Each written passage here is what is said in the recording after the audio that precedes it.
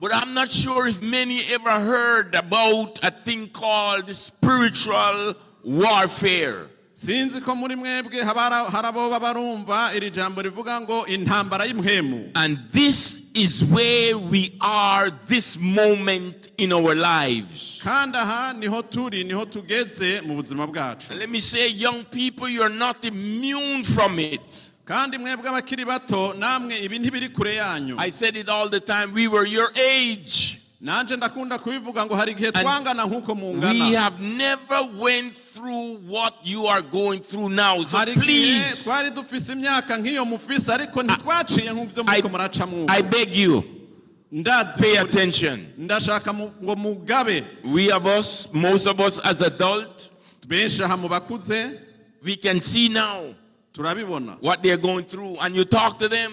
Ivyo bariko baracamwo. Your parents tell you,